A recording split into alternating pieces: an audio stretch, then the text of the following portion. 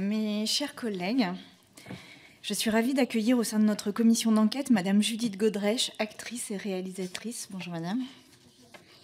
C'est à vous que l'on doit, ainsi qu'à Adèle Haenel, le sursaut MeToo dans le cinéma français. Nous espérons que ce sursaut, notamment grâce aux propositions que formulera bientôt le rapporteur Erwan Malanon, ne sera pas juste un sursaut, mais bien une prise de conscience réelle et sans retour en arrière possible. Tel est l'objet de notre commission et de notre travail en commun. Votre histoire, que nul ne peut ignorer, désormais a conduit à une prise de conscience variable dans le monde du cinéma. Nous l'avons constaté ici même avec les auditions que nous avons faites. Décidément j'ai un problème d'accord aujourd'hui. En apparence, tout a changé, formation, charte, ligne d'appel, coordinateur d'intimité et référent. Et puis en réalité, l'omerta semble toujours être là. Ainsi, je vous remercie de prendre la parole aujourd'hui, notamment à la suite des auditions que nous avons faites ces derniers jours et hier en particulier. Je rappelle que cette audition est ouverte à la presse et qu'elle est retransmise en direct sur le site de l'Assemblée nationale. Et avant de vous laisser la parole et d'entamer nos échanges pendant 1 heure environ, je vous rappelle que l'article 6 de l'ordonnance du 17 novembre 1958 relative au fonctionnement des assemblées parlementaires impose aux personnes entendues par une commission d'enquête de prêter serment, de dire toute la vérité, rien que la vérité. Je vous invite donc à ouvrir votre micro, à lever la main droite et à dire « je le jure ». Je le jure. Merci. Je vous laisse la parole pour un propos liminaire. Merci. Ça marche, hein, il faut pas que je le... Ah, d'accord.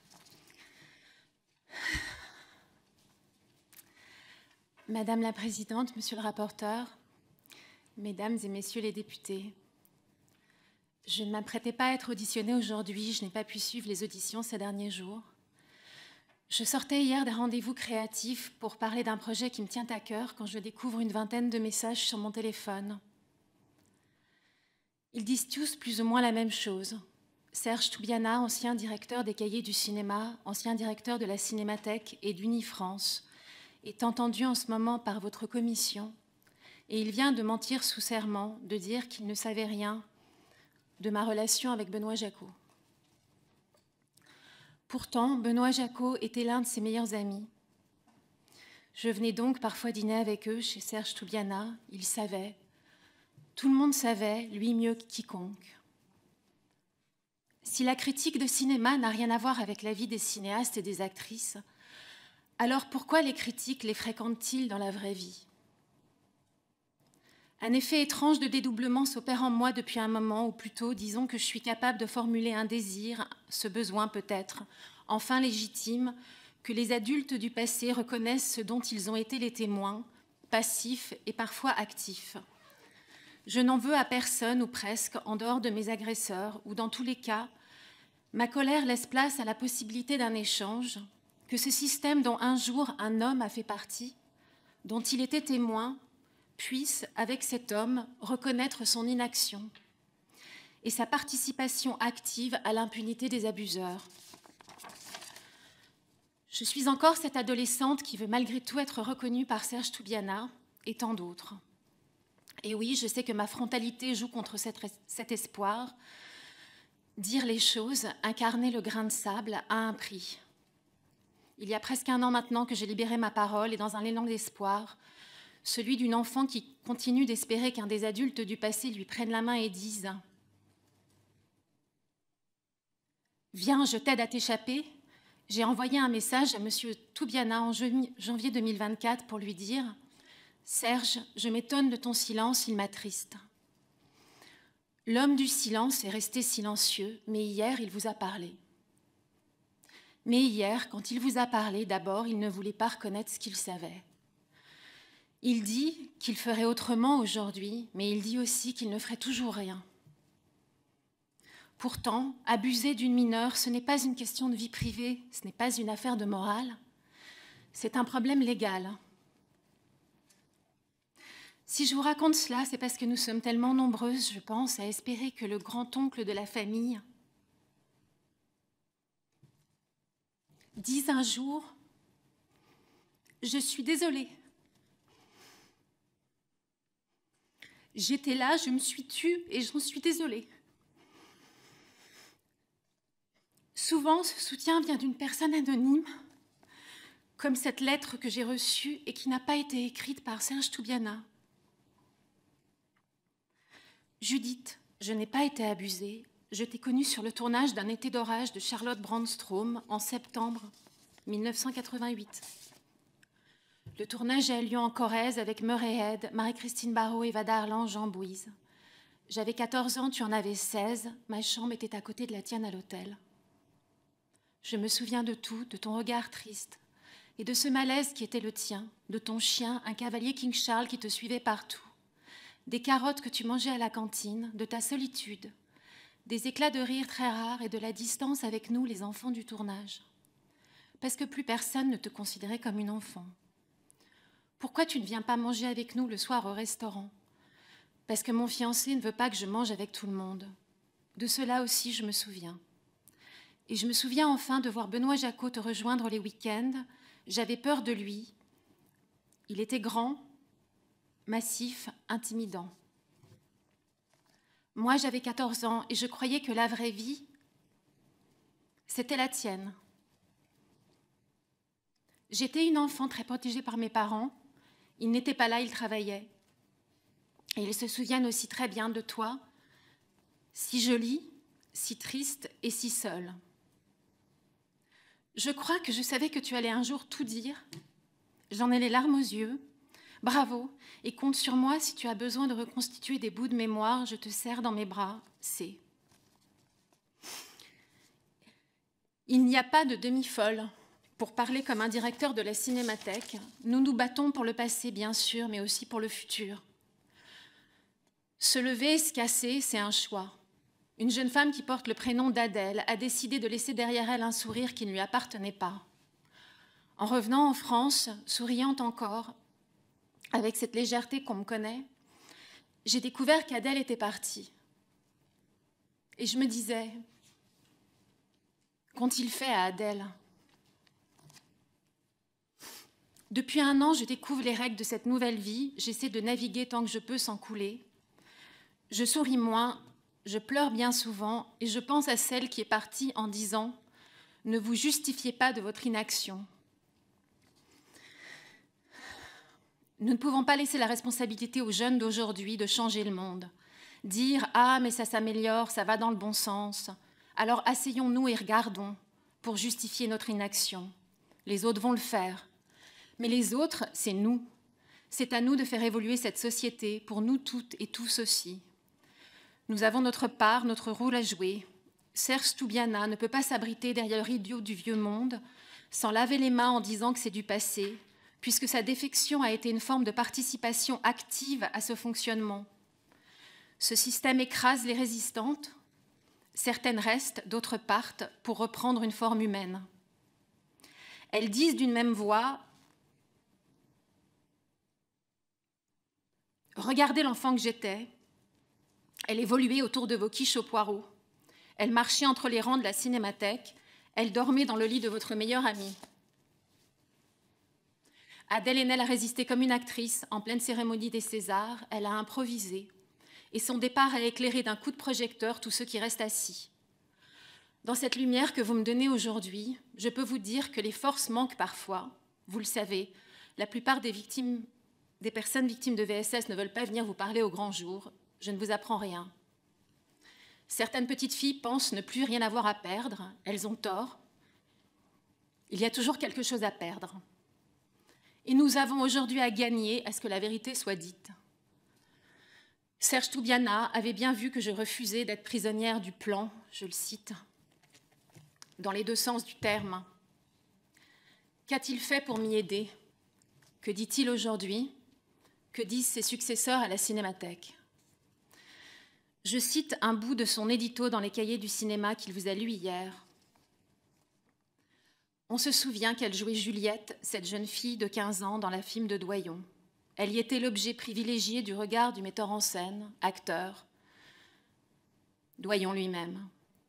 Mais un objet toujours fuyant, refusant d'être prisonnière du plan. Le mot est ici, employé, dans les 2 sens du terme, le plan établi par le cinéaste. Merci. Merci beaucoup pour votre réponse et votre témoignage. En effet, pour réussir à faire craquer quelque chose dans ce système où l'impunité règne encore et où les victimes peinent à prendre la parole parce qu'elles craignent trop pour leur avenir, eh bien, il nous faut mettre les personnes qui parlent face à leurs responsabilités. Et merci d'avoir mis dans un cadre la parole qui a eu lieu hier dans cette commission d'enquête. Je vais laisser monsieur le rapporteur commencer par une question et ensuite j'enchaînerai.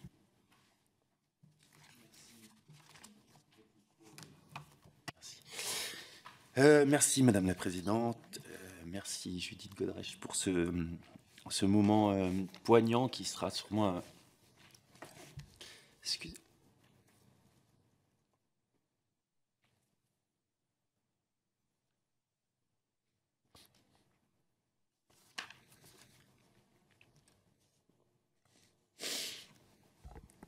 Bon, il fallait bien que ça arrive à un moment donné. Cette commission d'enquête n'est pas tous les jours facile et je m'en excuse.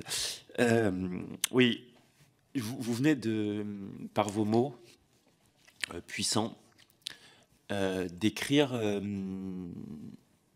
ce que nous constatons depuis un moment dans cette commission d'enquête, c'est cette machine à broyer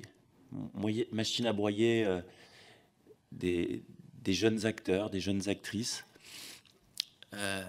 et qui visiblement, et je crois que le témoignage de monsieur Toubiana hier, et c'est ce que nous devrons peut-être approfondir, avait l'air de rien avoir envie de savoir. Et c'est ce qui est peut-être le signe d'une autre époque, certainement, mais le signe de quelque chose que nous ne pouvons plus accepter. Et donc, vous venez de parler, je reprends vos termes d'adolescence volée. Et c'est ce qu'il faut qu'on arrive à faire, c'est-à-dire que des adolescences ne soient plus volées.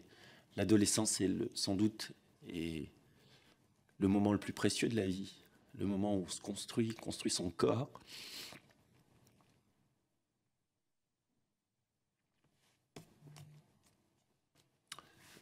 Son âme et le reste de sa vie.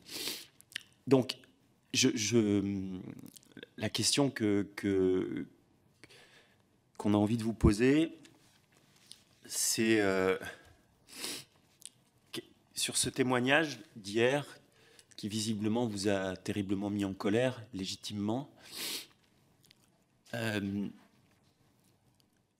qu'il est révélateur d'une autre époque, ou est-ce que ce monde, cette omerta, cette machine à broyer continue? Est-ce qu'elle est, malgré, je crois, les efforts, et vous l'avez signalé, Madame la Présidente, les efforts légitimes, pas les efforts pas légitimes, les efforts réels du CNC, d'un certain nombre d'institutions, il y a eu des choses de fait, mais est-ce que malgré tout, tout n'est pas en train de continuer? Et c'est ça que je voulais vous poser comme question, et je m'excuse vraiment pour mon émotion. Il fallait qu'à un moment donné, ça sorte. Ouais, peut-être dire un mot quand même de cette émotion, c'est que cette commission d'enquête, pour les témoignages que nous recevons dans cette commission d'enquête, que ce soit de manière publique ou de manière moins publique à huis clos, que ce soit en dehors de la commission d'enquête, en fait, il faut savoir que ça éprouve et que ça dit quelque chose d'une récurrence et d'une peur. Et moi, je trouve que ce qui nous fait vraiment, qui nous fait atteindre nos limites émotionnelles, c'est aussi la peur que nous ressentons à travers les témoignages fébriles. Et je dois dire que, et pardon, je le pose ici avant que vous ne puissiez répondre, Judith, mais toutes les femmes qui sont venues ici témoigner, les enfants, notamment je pense au cœur, tous tremblaient au moment où il parlait. Tous, toutes tremblaient. Je n'ai pas vu un homme trembler ici de ceux qui tiennent le système. Je vous remercie, je vous donne la parole.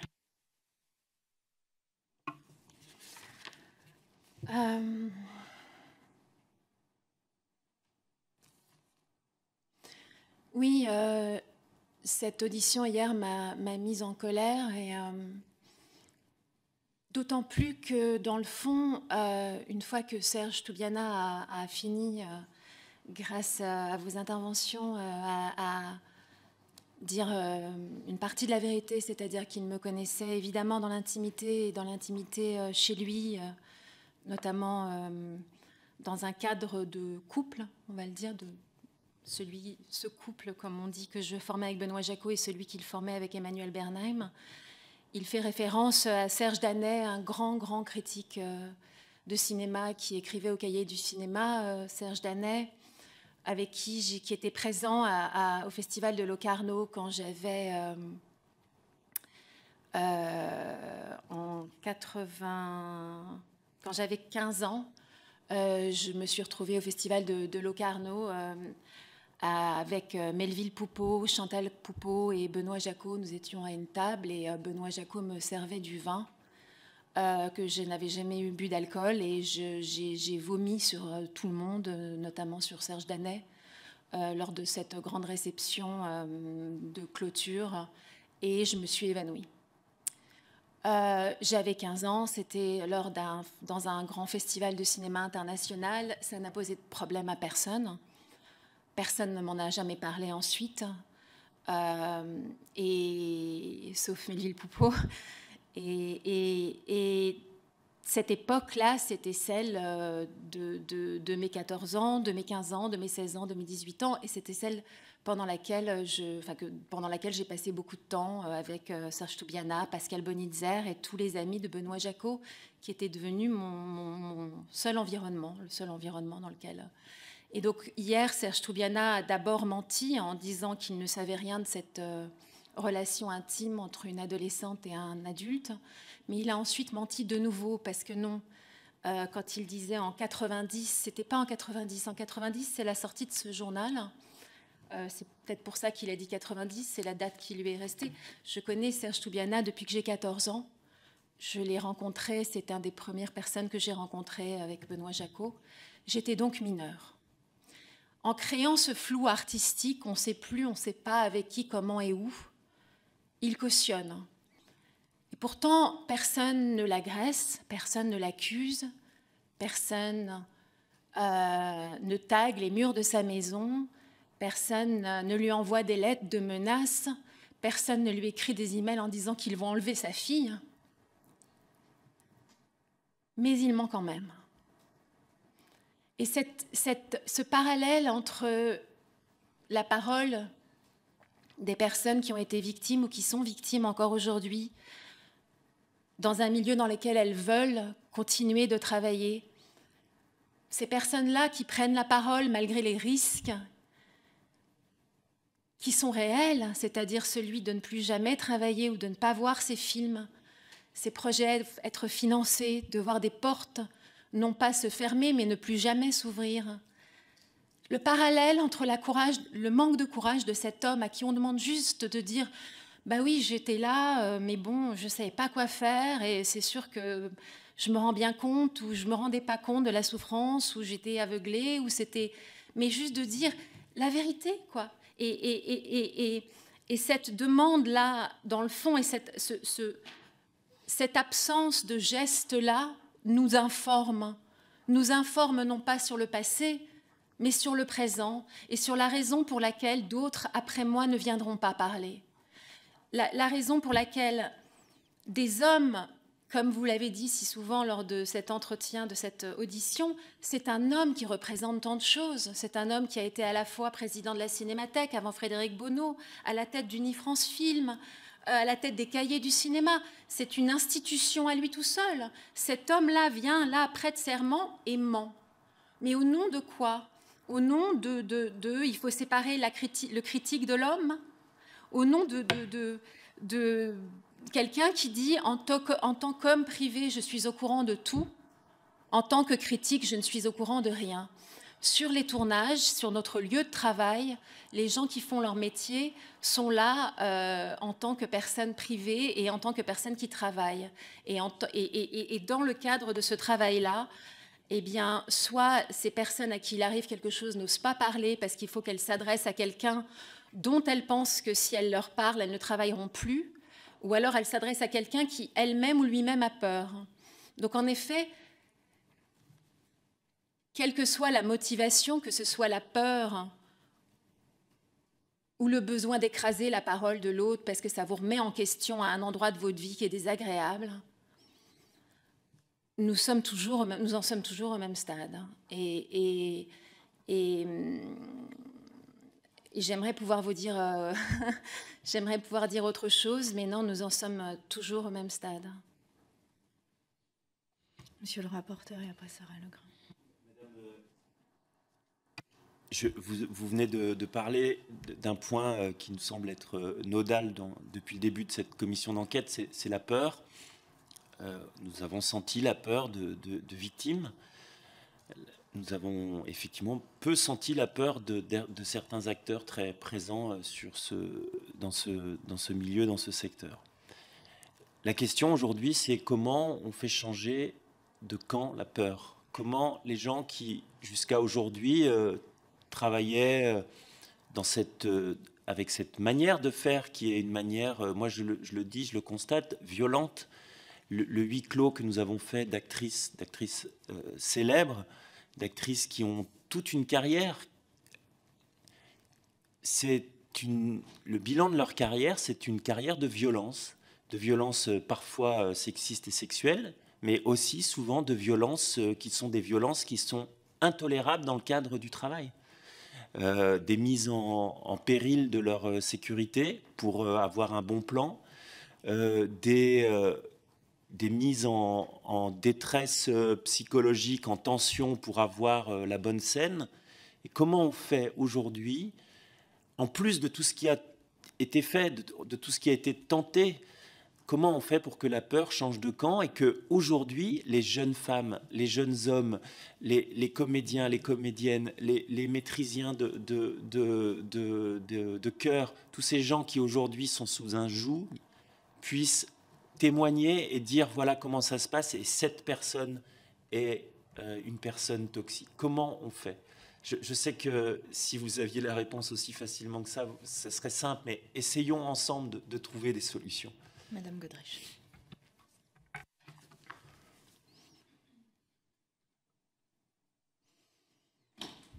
Écoutez, vous le savez comme moi, quand on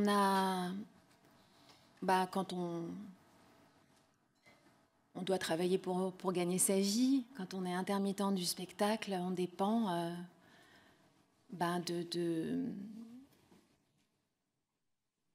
de ceux qui prennent la décision ou pas de vous employer. Généralement, ces gens-là, on n'a pas envie de se les mettre à dos.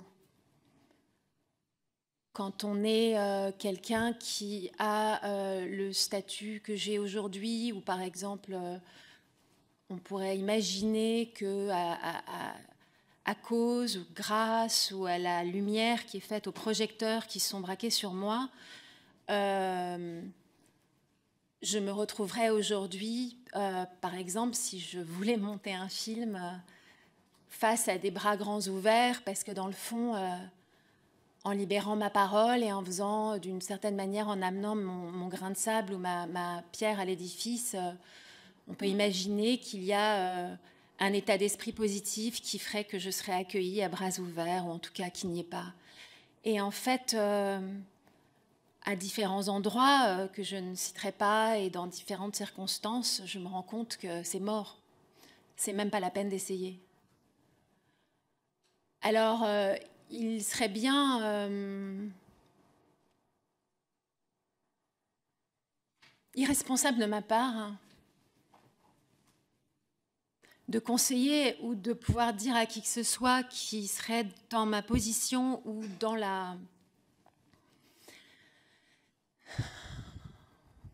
qui imagine ou pense pouvoir libérer sa parole ou vous dire des choses au grand jour comme je l'ai fait, ou de lui dire vas-y, tu n'as rien à craindre.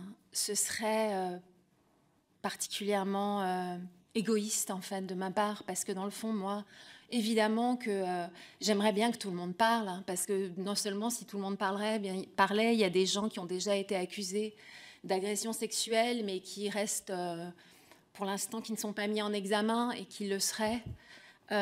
Si d'autres personnes parlaient, que je connais, ce que je veux dire, c'est qu'évidemment que mon instinct serait de dire à toutes celles et ceux qui n'ont pas parlé, il faut y aller, il faut parler, avec peut-être parfois même cette violence que j'ai, ou ce manque de tact, ou de ce manque de regard sur l'autre, ou de délicatesse, ou de compassion vis-à-vis de quelqu'un qui ne peut pas libérer sa parole ou qui a peur. C'est pas parce que j'ai parlé que ça va être facile pour quelqu'un d'autre, ou que son temps à elle ou à lui est le même que le mien. Dieu sait que ça m'a pris du temps, et beaucoup, beaucoup, beaucoup de temps. Et maintenant, voilà, mais je me retrouve à évoluer dans ce lieu de travail et dans ce milieu, en espérant pouvoir continuer d'y vivre. Et c'est là et à cet endroit peut-être que je me pose la question de savoir, ou plutôt que je comprends tout simplement pourquoi Adèle est partie. Et va revenir, Adèle. Petit message, j'espère. Moi, j'ai une question très, très basique, j'ai envie de dire. C'est que Monsieur Toubiana, vous nous l'avez dit, était président de la Cinémathèque. Et lui a succédé Frédéric Bonneau, dont on a parlé ici dans cette commission en raison du dernier Tango à Paris, présenté comme un film hommage à la carrière de Marlon Brando, qui est le théâtre d'une scène en direct d'agression sexuelle montrée à l'écran et en fait l'arrêt de la carrière de Maria Schneider sous nos yeux, quoi, d'une certaine manière. Et quel est le lien entre Monsieur Toubiana et Monsieur Bonneau? C'est-à-dire comment on se succède à la Cinémathèque? Comment ça se passe très concrètement? Je crois que Monsieur Bonneau il y a peut-être eu un moment où ils étaient ensemble à la Cinémathèque. En tout cas, je ne pourrais pas vous dire exactement, mais il a succédé à Monsieur Toubiana. Et je crois qu'il y a eu un moment de voilà. Alors, un jour, je présentais, il n'y a pas longtemps, un court-métrage qui s'appelle Moi aussi, sur un court-métrage sur les VSS qui était présenté donc au Festival de Cannes et qui ensuite a fait une petite tournée en France, couplée avec des films de réalisatrices. Hein, et je présentais ce film. Et quelqu'un est venu me voir et me dit « Ah, vous savez, je crois qu'on a un ennemi commun. » Je dis « Ah bon, un ennemi commun ?» Il me dit « Oui, Frédéric Bonneau vous aime pas trop, non ?» Je dis « Ah bon, d'accord. Oui, vous n'avez pas vu sur Facebook, la Cinémathèque française a fait un post pour rendre... comment dire, récapituler, rendre hommage, ou en tout cas acter l'hommage qu'ils ont rendu plutôt à Sophie Fillière qui était ma grande amie, qui est décédée. Donc Serge Toubiana vous en a parlé hier, une réalisatrice que j'avais rencontrée quand elle était encore étudiante à la FEMIS et qu'elle vivait avec Pascal Bonitzer, qui était donc un des meilleurs amis de Benoît Jacot. Et donc je passais beaucoup de temps avec Sophie Fillière parce qu'elle était dans une tranche d'âge qui était plus proche de la mienne. Et j'allais souvent chez eux. Et donc, j'ai joué dans un film qu'elle a écrit en pensant à moi, qui s'appelle Grande Petite. Et j'ai été présentée donc, ce film à la Cinémathèque. Je m'étais assurée que Monsieur Bonneau ne serait pas là. En effet, je n'ai pas envie de croiser ce monsieur dont je connais la promiscuité et la grande amitié avec Benoît Jacot. Et par ailleurs, j'étais très gênée d'un entretien entre lui et Benoît Jacot et... Vincent Lindon, pour présenter un film qui s'appelle Le 7e ciel, qui était donc présenté à la Cinémathèque. Lors de cet entretien, Monsieur Bonneau fait référence à une anecdote que lui a racontée Benoît Jacot. Une anecdote qui dit « Ah, tu te souviens de cette histoire que tu m'as racontée? T'étais à un dîner et ton ami psychanalyste s'est mis pour s'amuser à dire qu'il allait hypnotiser ton amoureuse de l'époque et la faire jouir. » Je sais, pour le savoir, pour l'avoir rencontré avec lui, évidemment, et comme vous le savez, j'imagine, puis à cause de ce documentaire, réalisé par Gérard Miller, que cet homme dont Benoît Jacot s'est inspiré pour écrire ce film qui s'appelle Le 7e ciel, dans lequel François Berléand met ses mains sous la jupe de Sandrine Kiberlin lors d'une séance d'hypnose, que cet homme dont il s'est inspiré, c'est Gérard Miller. Il est très malaisant pour moi de me dire qu'un jour, sur cette scène de cet endroit, la Cinémathèque, il y a eu un dialogue entre deux hommes goguenards pour parler d'une source d'inspiration qui serait un dîner pendant lequel un psychanalyste s'est amusé à hypnotiser une femme pour lui faire des choses sans son consentement. Quand ma parole s'est libérée, alors oui, je me suis retrouvée dans un état un peu, voilà, comme une sorte d'avalanche, de raz-de-marée, de haut, de bas, d'émotions, voilà, et forcément de colère, et puis surtout avec un désir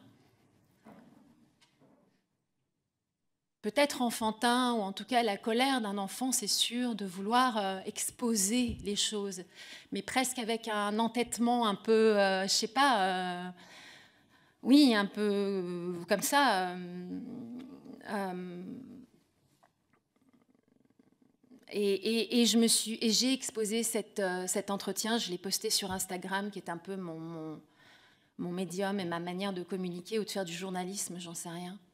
Et bon, bref, tout ça pour dire qu'un jour, quelqu'un m'approche récemment et me dit « Vous avez un ennemi ?» Alors, la personne de Frédéric Bonneau, regardez ce post sur Facebook de cet hommage qui a été rendu à Sophie Filière. Et donc, il y avait des photos de toutes les personnes qui sont venues rendre hommage à Sophie, en l'occurrence Sandrine Kiberlin, etc. Enfin, plein d'acteurs avec des noms plus ou moins compliqués à écrire.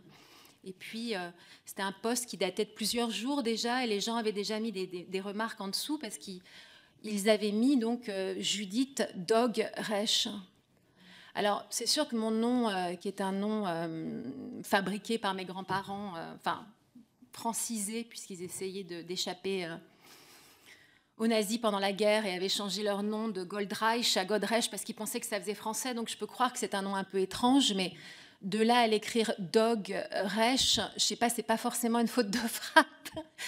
Et ce qui était drôle, c'est qu'il y avait des remarques de gens qui disaient « Vous pourriez rectifier », mais c'était pas fait. J'ai donc écrit à une personne à la Cinémathèque en disant « Ayez-vous la gentillesse, j'imagine que ce n'est pas un acte manqué, de rectifier, d'écrire mon nom comme il s'écrit ». Et c'est là qu'une fois de plus, je me suis dit, dans le fond, plutôt que de se poser des questions, de se dire, tiens, il est vrai que à une époque, on rigolait en parlant d'un film inspiré par Gérard Miller. Peut-être qu'aujourd'hui, on peut en parler différemment. Peut-être qu'on peut discuter, parler, ouvrir un débat. Mais la réponse à cet espoir ou à cette penser qu'il est possible de parler et d'évoluer ensemble, quel que soit ce qui nous sépare, quel que soit ce qui nous a séparés, quelles que soient nos alliances, celles du passé ou du présent, eh ben, c'est un espoir illusoire, parce que chacun reste dans ses marques, ne fera pas un pas. Il n'y a pas une personne de mon passé qui ait un statut établi, une place dans la société du cinéma établie, donc entre guillemets du pouvoir. Il n'y a pas une personne de pouvoir qui m'a écrit depuis que j'ai parlé. Pas une. Les seules personnes qui se sont de ce passé, qui m'ont tendu la main, sont des personnes qui ont un jour été assistantes d'une agent qui dit qu'elle ne me représentait pas à l'époque, ou des personnes, en fait, dans le fond, qui sont, comme on dit, anonymes, ou en tout cas qui n'ont pas de pouvoir, ou qui n'ont rien à perdre, plus rien à perdre, qui ne sont plus dans ce milieu. Mais ce silence-là dit beaucoup. Il dit aussi, peut-être, j'ai peur, il dit, j'ai pas envie de perdre ma place, il dit, moi aussi, je dois slalomer entre dans ce slalom géant pour essayer de ne pas me prendre un poteau et moi aussi d'être recalée à l'arrière du cortège. Donc j'entends le silence, je le comprends même. Mais il est un temps, il arrive un moment où je comprends aussi qu'on ne sache plus quoi faire, qu'on trépigne et qu'on dise mais non, non, non, non, non, mais pas là, pas maintenant, pas à la commission d'enquête, pas la main levée, pas après avoir dit je jure. Et c'est là que oui, en effet, la colère des demi-folles s'exprime. Peut-être ce silence est-il aussi un refus du changement de ce monde, qui sait. Madame Legrain. Oui, peut-être quand même commencer par un mot pour vous remercier, Judith, d'être venue, d'être venue d'ailleurs à la place de M. Bonneau, si j'ai bien suivi les différentes convocations, parce que je crois qu'il s'est fait porter pâle, apparemment. On lui souhaite un bon rétablissement, parce qu'on a envie de pouvoir l'entendre sur ses choix à la tête de la Cinémathèque. C'est important que vous soyez venu aujourd'hui, parce que parfois dans cette commission d'enquête, on a l'impression un peu d'un dialogue de sourds, parce qu'en fait, on a des auditions de personnes victimes, comme le disait Madame la Présidente, qui tremblent, qui livrent des témoignages durs. On est tous bouleversés, je pense. Chacun son tour. Mais on a ces témoignages, et puis après, on rencontre... Merci, c'est gentil. Non, mais en fait, c'est pour les gens qui suivent, il y a un paquet de mouchoirs qui circulent. Non, mais cette commission est très éprouvante. Enfin, je pense qu'il faut qu'on l'entende aussi. En fait, on entend tout ça. Merci beaucoup. On n'est pas... Merci. Et c'est pas le lieu d'un tribunal, c'est pas le lieu d'une confrontation. Mais on entend, et après, on essaie d'entendre des personnes qui ont le pouvoir, ou qui ont eu un jour le pouvoir, d'entendre ce qu'ils nous disent. Et effectivement...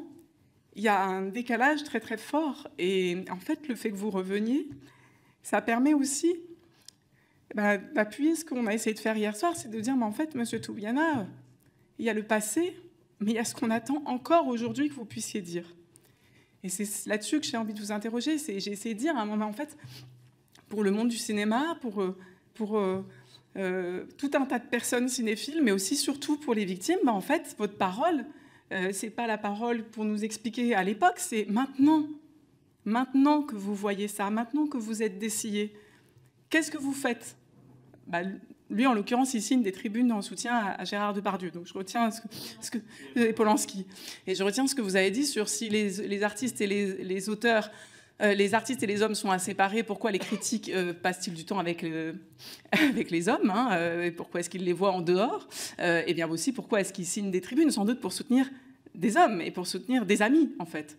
Et du coup, la question que j'ai envie de vous poser, c'est, puisqu'on a l'impression que c'est très difficile à défaire tout ce système, si vous étiez à la tête aujourd'hui de la Cinémathèque, cette institution incroyable qu'est la Cinémathèque, qu'est-ce qu'on voudrait en fait qu'est-ce qu'on voudrait comme initiative qui permette de prendre à bras-le-corps la question et aussi de parler du lien entre les œuvres et les violences auxquelles elles peuvent être liées, de parler de comment est-ce qu'on libère aussi le cinéma de la culture du viol. Voilà, cette question un peu spécifique, mais pour dire, en fait, là, on a rencontré ceux qui représentent le cinéma, et ça fait peur pour l'avenir du cinéma aussi, mais il faut on a besoin aussi que le cinéma se libère de la culture du viol, à la fois pour toutes les victimes, mais aussi pour la suite de cet art. Et vous êtes aussi une artiste, et qu'est-ce que vous préconiseriez ? Qu'est-ce qu'on peut répondre à ceux qui, sans doute comme M. Bonneau, nous diront mais enfin, c'est la liberté de programmation, ce sont des grands chefs-d'œuvre, oui, on peut les projeter, et où est le problème ? Les monstres sacrés. Je vous propose que monsieur... est-ce que c'est possible de prendre une... vous voulez Je préfère répondre, ça vous ennuie pas, j'ai un cerveau un peu...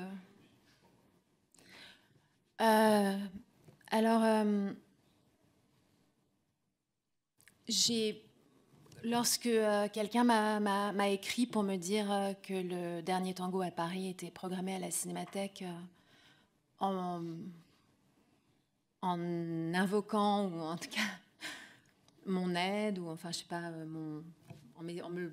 tout simplement en me disant est-ce que vous étiez au courant, mon point de vue sur Monsieur Frédéric Bonneau, c'est que c'est de la provocation. À cet endroit-là de la ligne de son discours en règle générale, à lui et à son programmateur, Monsieur Roger, pour moi, il est clair que c'est de la provocation. Puisque à chaque endroit de l'histoire du cinéma, ou quand des personnes ont été mises en cause, et ils se sont toujours positionnée du côté de l'auteur, en l'occurrence accusé de violences sexuelles et sexistes, toujours. Quand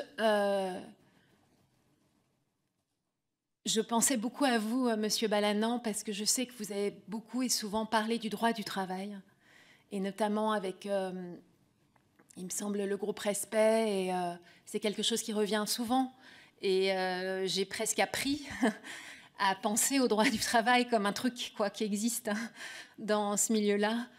Et là, c'est là que ma pensée est allée. Je me suis dit, mais alors, bon, on imagine, on est à l'époque de ce tournage, il y a une actrice de 19 ans, donc mineure à l'époque, qui arrive le matin et on lui n'a pas dit, on a décidé sans elle, avant qu'elle arrive, 2 hommes assis par terre sur la moquette en train de manger du pain beurré, en regardant des baguettes et du beurre, se disent, tiens, en fait, il n'y a pas que les tartines qu'on pourrait tartiner. Et il décide il invente une scène sans parler à cette jeune actrice qui arrive et qui donc vit en direct. Cette mise en scène devient une mise en scène de sa vie avec son corps qui n'est plus celui du corps d'une actrice. Elle n'est pas en train de faire son travail, c'est là ce que j'essaie de dire. Et je pensais à vous, parce que je me disais, mais qu'aurait dit Erwan Balanant à l'époque si on lui avait dit si on lui avait dit, il y a aujourd'hui dans un appartement de tel arrondissement sur un lieu de tournage avec une grande star du cinéma américain et un grand réalisateur italien, une jeune femme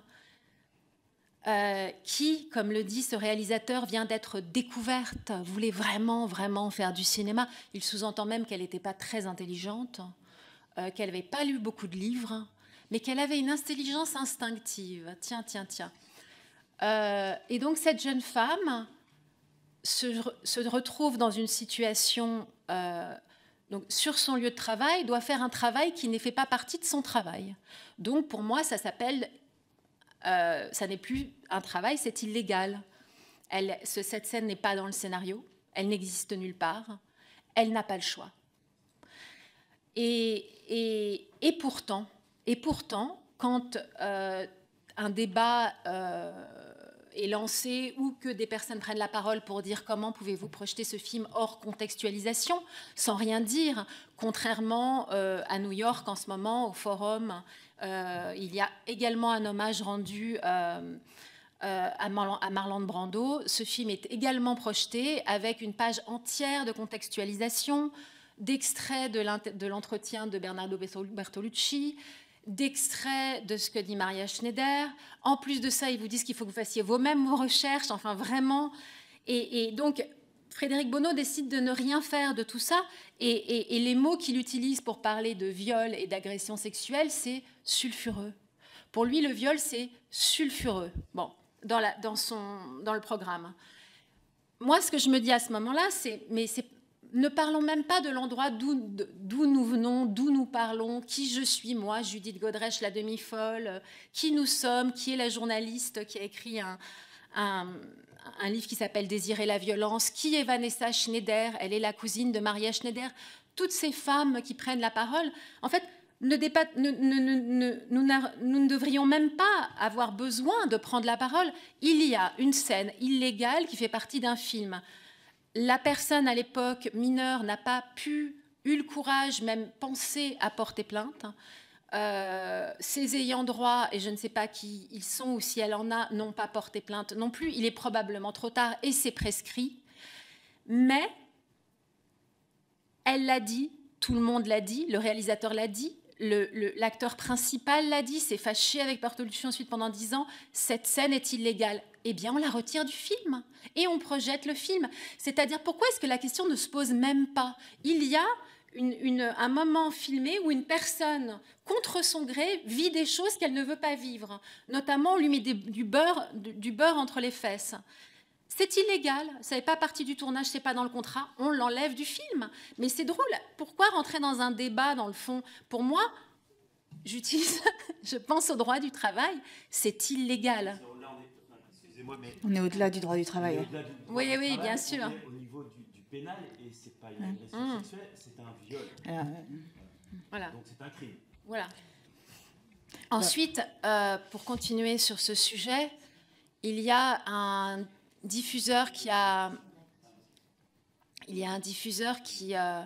récemment appelé mon agent spontanément pour demander si je souhaitais que la fille de 15 ans de Jacques Doyon soit retirée, ne soit plus accessible à cause des scènes durant lesquelles Jacques Doyon, qui donc joue le rôle principal, enfin a viré l'acteur principal pour prendre le rôle et donc se retrouve acteur principal de ce film, étant donné qu'à l'écran, des scènes dans lesquelles donc je suis torse nu, durant lesquelles il me plotte, il me roule des pelles. Donc un diffuseur a appelé mon agent en disant « Est-ce que vous, Judith Godrèche, je voudrais qu'on retire... Et ma réponse fut non.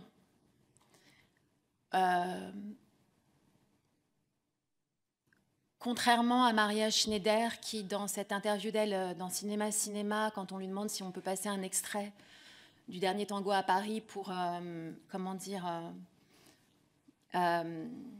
appuyer son propos, qui était qu'elle venait de dire que c'est un métier qui détruit, un métier extrêmement violent et qu'elle ne le conseillerait à aucune jeune personne.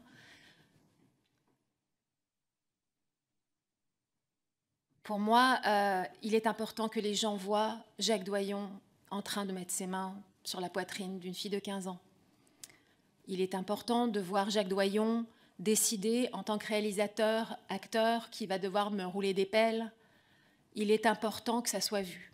Moi, j'ai pas envie de le voir, mais c'est ma seule preuve. J'en ai d'autres, mais je suis prescrite.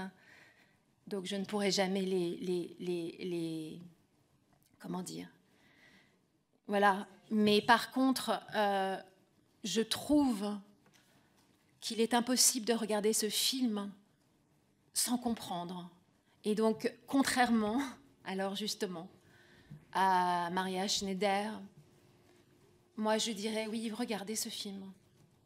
Voilà, comme ça vous saurez. Monsieur Taverne.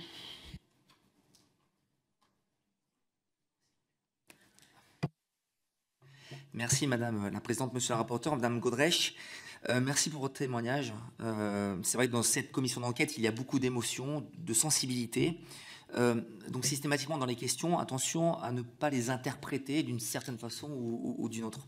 Je ne peux pas m'empêcher de faire un parallèle en fait avec les violences intrafamiliales. Je suis élu dans une circonscription très populaire du Nord, où notamment le tribunal judiciaire est l'un des 3 les plus sollicités en termes de violences intrafamiliales. Il y a beaucoup de similitudes. J'ai eu dans ma carrière, avant d'être élu, parce que j'étais dans les forces de sécurité intérieure, des situations bouleversantes, choquantes, des viols envers les enfants, des violences inacceptables, des homicides, tentatives d'homicide. Donc ce sont vraiment des situations très compliquées. On a quand même réussi à libérer la parole dans les violences intrafamiliales, avec notamment des pressions judiciaires. Mais dans le cinéma, on voit que c'est quand même un cercle très fermé. Vous avez parlé tout à l'heure d'une adolescence volée, et pourtant, vous êtes une des plus grandes actrices françaises. Il y a des paramètres que nous avons évoqués dans cette commission, notamment les coordinateurs d'intimité. On a parlé aussi des clauses d'assurance. Et vous, je crois que vous êtes positionné pour un référent sur les tournages avec les mineurs. Je crois. Non, vous n'avez pas évoqué la présence d'un référent sur le tournage. Allez-y, terminez votre question. À votre avis, puisque vous connaissez très bien ce milieu, on voit qu'il y a effectivement une omerta. On pense que les protagonistes sont intouchables, ne peuvent rien leur arriver. Mais vous, concernant votre expérience, qu'est-ce qui pourrait être mis en place pour que justement il y ait une peur des conséquences? Comme aujourd'hui on peut le voir dans les violences intrafamiliales, où effectivement dans mon territoire, il y a une prise de conscience et elles sont en train de diminuer. Donc c'est qu'il y a des mécanismes qui sont efficaces. Donc qu'est-ce que vous pensez justement qu'il serait judicieux de mettre en place pour briser cette omerta? Merci. Merci. Les violences intrafamiliales ne diminuent pas, hein, je tiens à le préciser. Voilà. Oui. Judith Godrèche.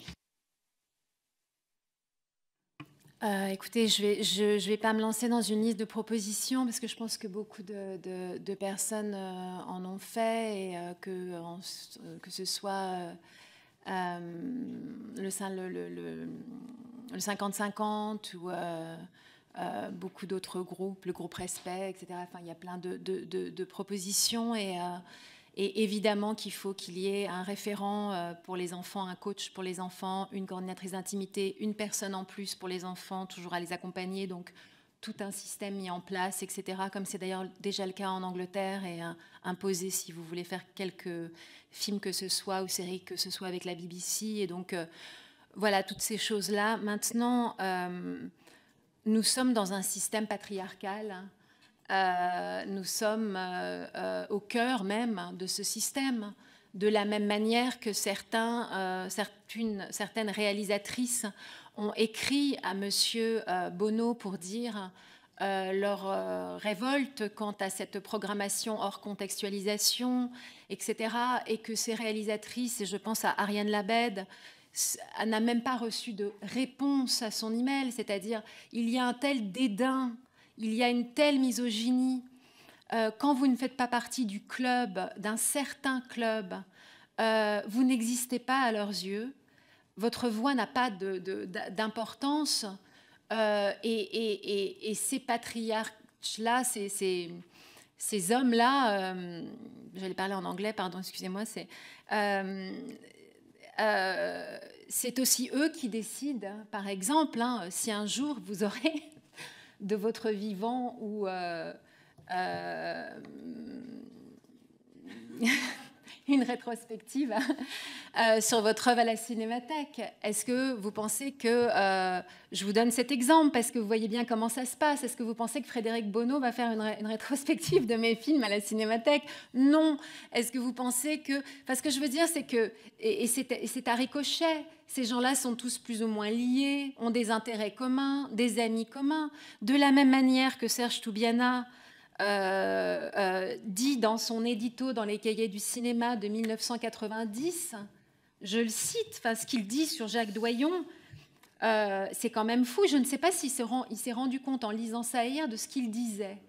En gros, ce qu'il disait, c'est « Je me suis rendu compte à l'époque, quand ce film est sorti, La fille de 15 ans, que le réalisateur, le metteur en scène acteur, faisait de cette jeune fille un objet. Elle fuyait, donc, elle refusait d'être prisonnière du plan du cinéaste, de son plan. C'est quand même littéralement ce qui est dit, c'est que Jacques Doyon avait un plan, il a écrit, il a réussi, si je puis dire. Mais quand Serge Toubiana écrit ça et le lit, je ne sais même pas s'il se rend compte, parce qu'au moment où il lit ça, il aurait pu dire... Vous voyez que je me rendais déjà compte à l'époque qu'il y avait un problème. Mais ce qu'il dit aussi dans son édito, c'est lui, c'est pas mon pote. Doyon, c'est pas mon pote. Et c'est vrai, Doyon n'est pas le pote de Serge Toubiana. Donc, dans La fille de 15 ans, il arrive à voir, à dire, l'homme, Toubiana, écrit. La plume du critique, l'homme passe par la plume du critique pour dire que le réalisateur avait un plan. Mais quand il me reçoit chez lui avec Benoît Jacot, il ne se pose pas de questions parce que c'est son pote.